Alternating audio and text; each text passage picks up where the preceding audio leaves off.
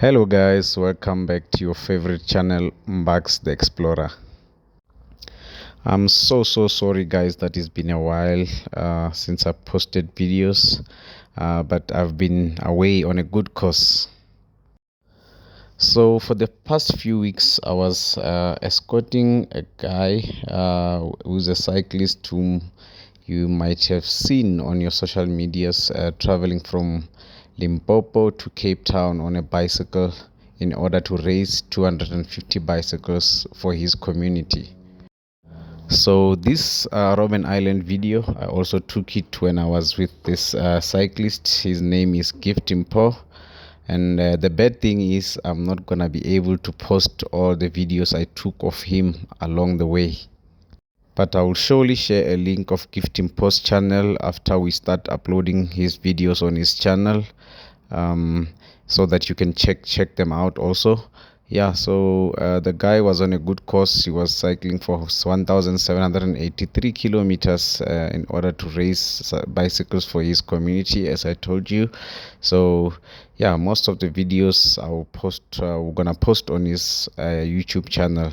So yeah, for today I'm just gonna give you this Robben Island tour for you guys to enjoy. So on this video the tour will be uncensored. You get to hear the tour guide giving you all the information about Robben Island prison. So the bad thing is that you're not gonna be able to see the videos of the tour guide inside the prison, but you get to see the bus tour. The bus tour guide will be uncensored. The only problem with the tour guide inside the prison is that we are not allowed to take videos inside the prison, as they want more tourists to come and visit the place, because if we share more information about the tour, you guys won't be able to visit. You just watch the videos. But I was able to take videos for you inside the prison, including the Mandela prison, so you get to see the Mandela prison and the rest of the prisons inside the Robben Island. And there's also one video that I took of the tour guide inside the prison before they told us that we cannot take videos. So yeah, stay tuned and enjoy the video.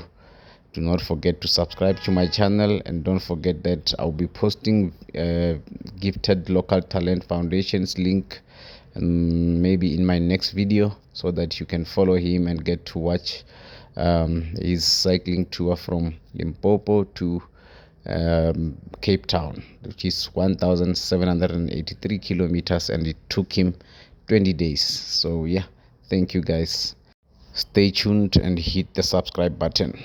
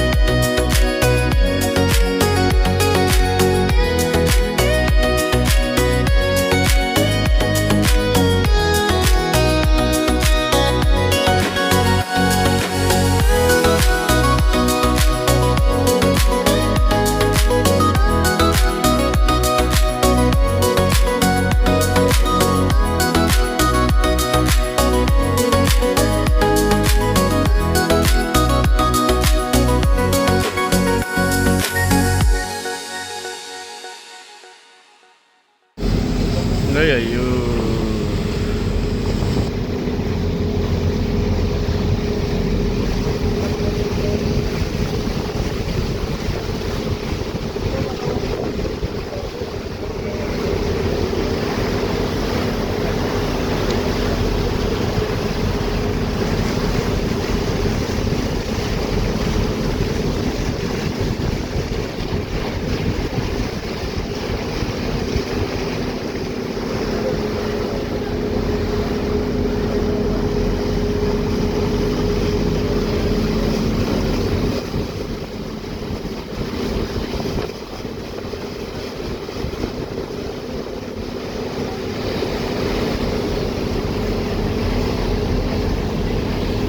Island. You know, the old prison that kept early 60s prisoners. The second prison being the one we are visiting after the bus stop, which was built by early 60s prisoners.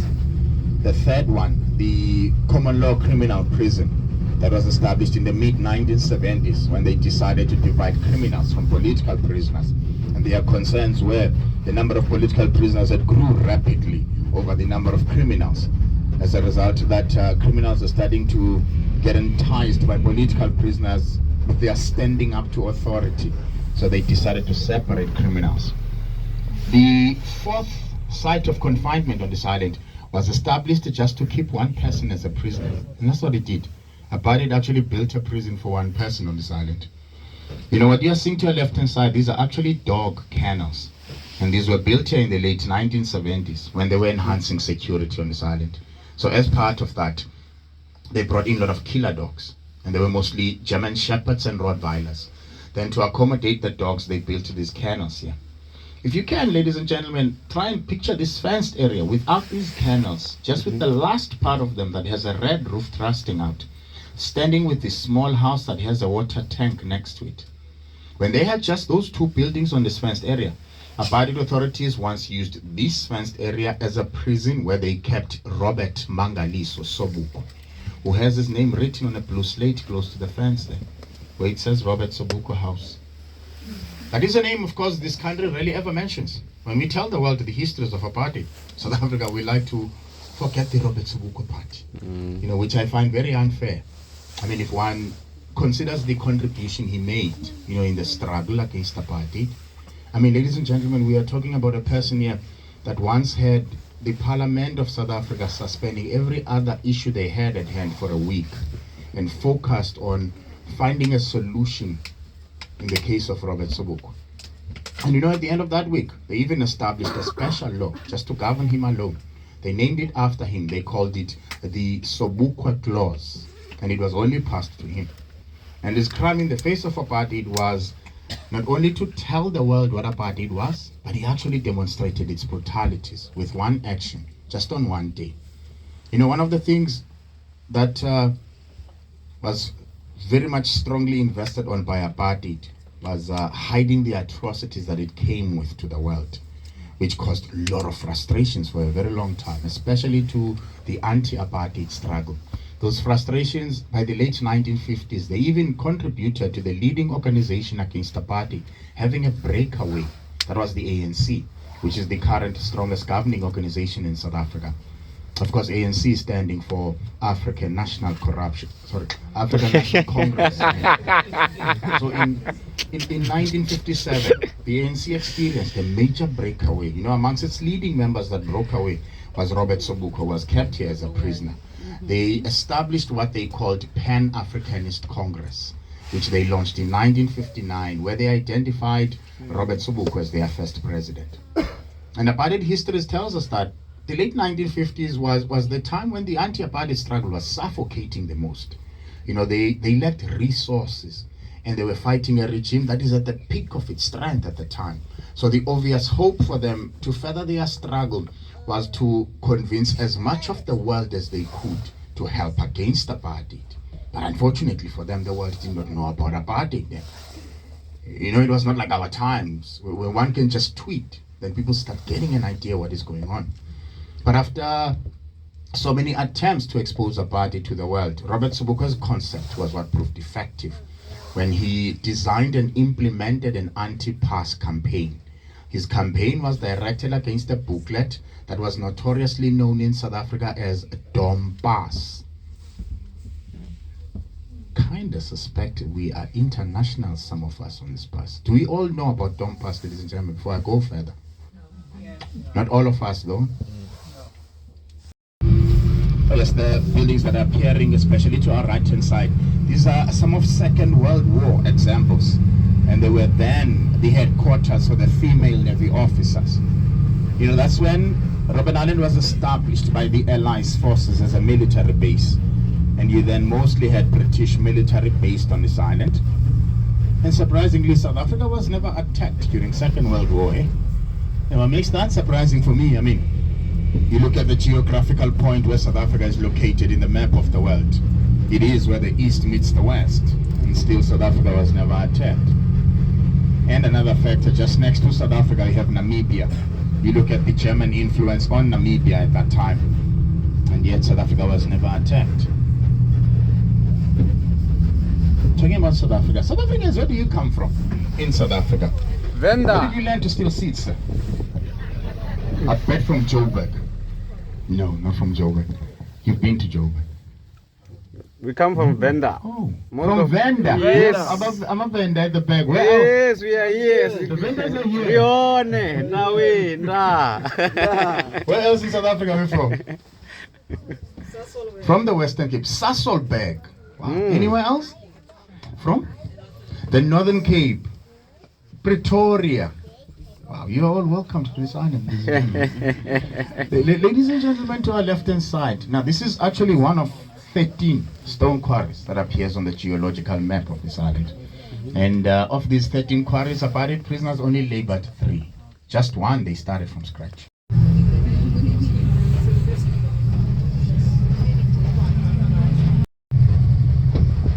We hope that everyone remains comfortable on board. We are taking on another side of the island. Now, so much that is on this island was brought to this island. This used to be just an open field. This whole island, even the big trees were introduced to this island.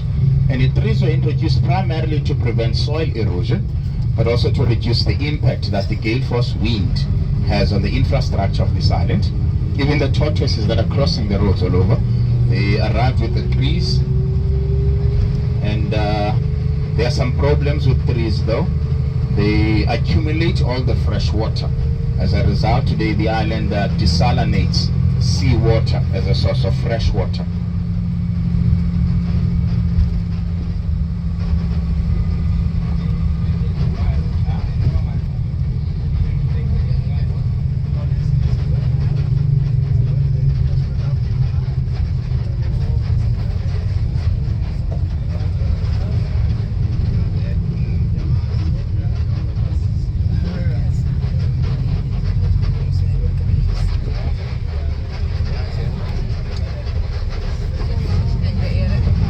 Now, ladies and gentlemen, the gentleman not far from where I'm standing wanted to know if there are people living on the island and where do they live on the island. Yes, they are. That's where we are directly headed to now, to the residential area of this island, which is known as the Irish Town, merely because it was established by Irish missionaries that came down here to assist with those that suffered from leprosy. Sports fields to our left hand side, a whole lot of houses everywhere. But used to be the clubhouse coming to our left-hand side here. Now, every facility that is available on the site during prison years, it was used by guards and their families. The only prisoners that were allowed access to this site were criminals, only to perform labor, minor labor like gardening, cleaning. And yes, there are residents today on the island. 73 is the recorded number of residents on this island, and that consists of many workers with their families. Mostly those who are responsible to maintain and secure the island. Actually, Mawetu behind the wheel, your favorite, is one of the residents of the island. They are with their family members. I mean, many of them have children, especially Mawetu, actually. I mean, there really isn't much to do on Robben Island,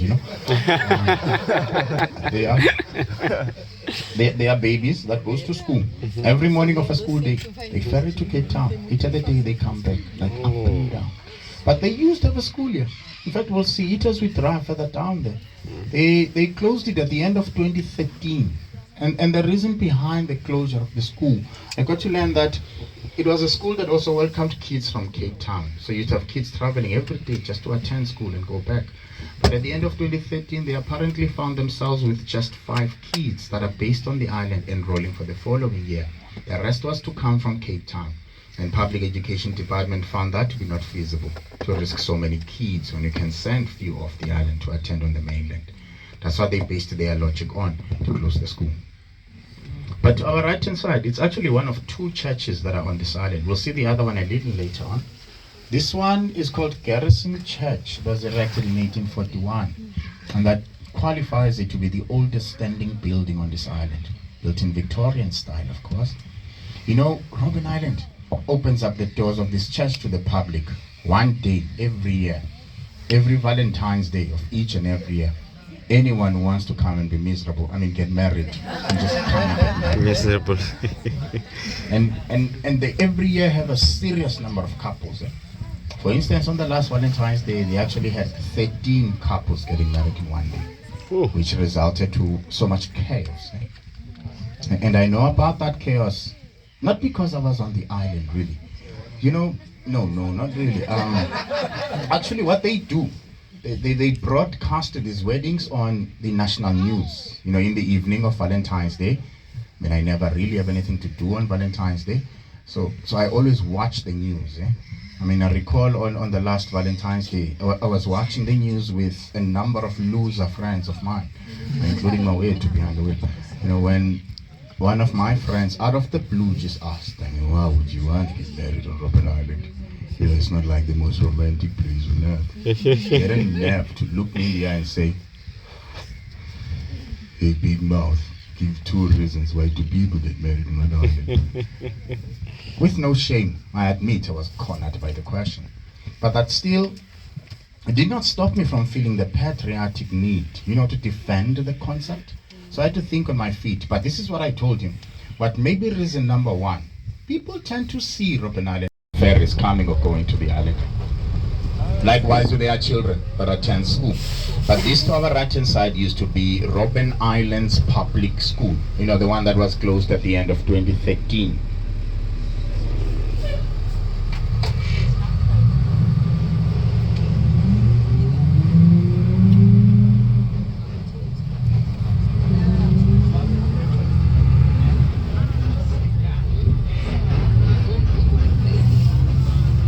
Now, ladies and gentlemen, looking in front of us, very little to our left hand side on the other side of the street, there's this red roofed building, which for some strange reason, many visitors of this island tend to mistake this building for a Kentucky Fried Chicken outlet. I wonder why. But it was built in 1899 as a British Commissioner's house. In a matter of weeks, it will be open to the public as the guest house with conference facilities. As we just made this turn, there's that amazing view of Table Mountain. It's not every day, especially this time of the year, you get this view as clear as it is now. It's usually clouded to a point you can't see a shred of the mountain. And I'm sure many of us would like to take pictures of that view. Maybe of ourselves with the view. It's not everywhere in the world you get such a view. You don't get that in Vanda, I tell you.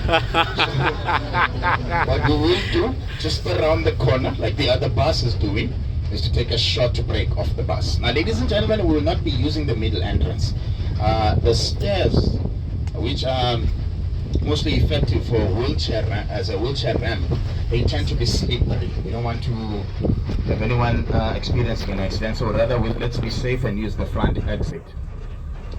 But ladies and gentlemen, I will kindly ask of you to turn the fencing of some shit. In the 1800s, though, the British reintroduced penguins to the island. That is why there still are some penguins. But seals were never reintroduced there, whereas the Dutch East India Company named this island after seals. The word robber in Dutch, German, and also in Flemish, it means seal. So Robben Island, translating that to English, that means Seals Island. So that's where the name for this island comes from. And the closest part of the mainland to this island is further to our right hand side, to the other side of the sea. The area is known as Blaubergstrand, meaning Blue Mountain Beach. little over 10 minutes drive outside of Cape Town. Beautiful shoreline, restaurants, accommodation, very, very nice area. It's worth exploring. And from Robben Island to Mbakz, you are looking at 7.2 kilometers, which should be about 4 miles or so. I was asked about electricity. They have a power plant equipped with generators running on diesel, also a solar farm. If you look in between the buildings to your right hand side, you should notice the solar panels there. We mentioned that criminals in the mid-1970s were divided from political prisoners.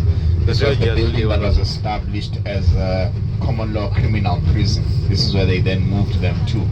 But thanks to Kellogg's, the breakfast champions, for funding, this building has now been established as a multi-purpose learning center. During school holidays, you get youth groups and schools visiting this island for camps and workshops. That is where they always take place at. To our left-hand side, the Church of the Good Shepherd, built by the Anglican Church of England in 1895 for those that suffered from leprosy. Today it's owned by the Anglican Church of South Africa. That makes it the only privately owned property on this island, and that is why it still stands today, because it was built for lepers. And when they closed Robben Island as a leper colony, as much as Germans had found a cure for leprosy that year, but fears of contamination had them demolishing and burning everything that was used by lepers. They could not touch this church because it's privately owned. You said it from Pretoria, ma'am. In 1990, a Dutch prisoner by the name Jan Reekman is recorded to have swam from the island to Mbakz successfully. In the 1800s, now that's when you had a whole lot of cases of escapes. You see, that's the time when you had the British troops colliding with local clans. And that collision was mostly infuriated by the concept of slavery. Studies of slavery will tell you that wherever slavery was successful in the world, there was an engagement of tribal leaders trading their own people into slavery. But in this part of the continent, tribal leaders were totally against the concept. That is why both empires that conquered South Africa, empires like Dutch East India Company, the British Empire, they could not enslave locals here. They had to go to the Far East to get slaves and bring them down here, because the tribes in this part of the continent were against the concept. I mean, I'll give you an example how protective they were of their people. That's what the example is about. In 1859, a battle between the British troops and the Xhosa clan, the Battle of X, took place. And what resulted in the Battle of X, a child was accused of stealing an axe from a British settler, and the punishment was to chop off a hand of that child. Now the chief then was Chief Sandile, who was physically challenged. Chief Sandile stood up for that child, and the whole clan stood up and fought and went into a historical battle with the British in defense of that child. So that's how protective they were with their own people. That is why those empires had to fetch slaves from the Far East. And that is also why you had a 100-year war between the Xhosa clan and the British, because the clans down here were totally against the concept of slavery. And that's also why you had a lot of local chiefs and local warriors brought to this island in the 1800s. And they would steal small boats from whalers that had whaling stations on this island and use them to get across. In many instances, they were successful. Some other cases, they drowned. And there were also cases, those who were successful would be recaptured.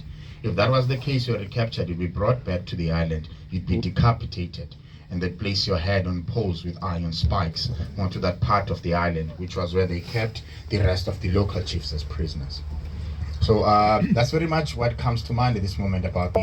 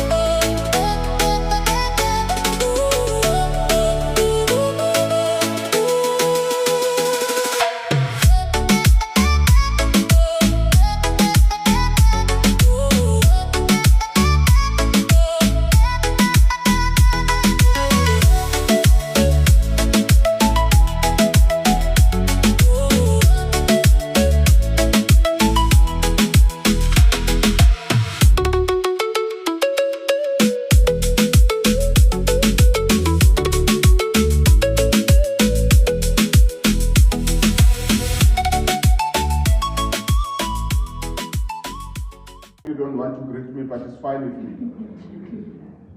Welcome to Robben Island Maximum Security Prison, and my name is Terence Peary, and I'll be your prison tour guide.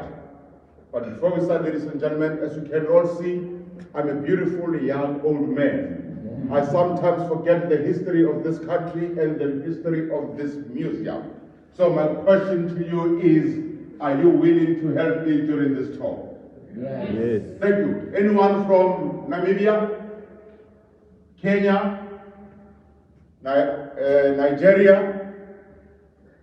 Angola, Botswana, Eswatini, Lesotho, Canada, Spain, Russia, Netherlands, United Kingdom, United States of America, South Africa. Which countries did I miss, ladies and gentlemen?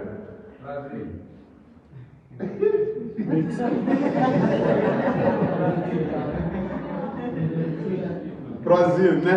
That's fine. Any other country that I miss, ladies and gentlemen?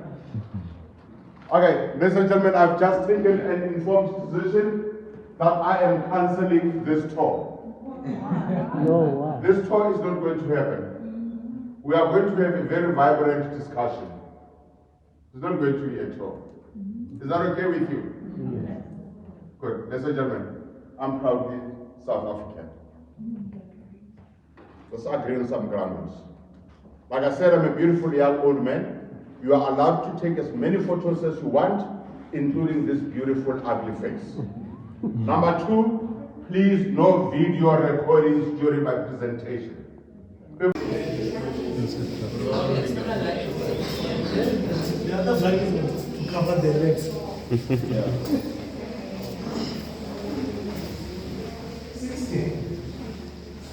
It was a full class. Okay? It was a full class. To complete his course inside here, then he'll go in as soon as he's done.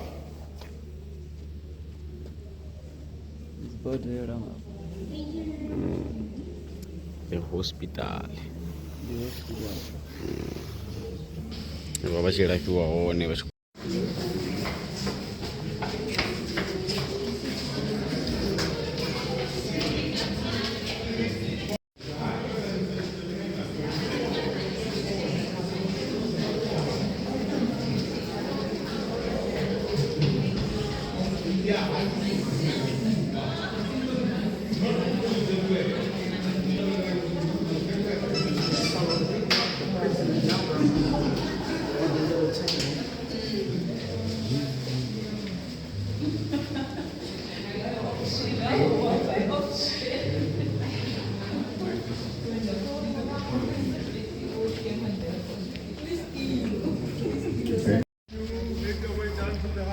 Is waiting to take you back to South Africa. Thank you very much. Leslie, I want a picture. Most welcome. Thank you. The ferry is waiting to take you back to South Africa. Thank you very much.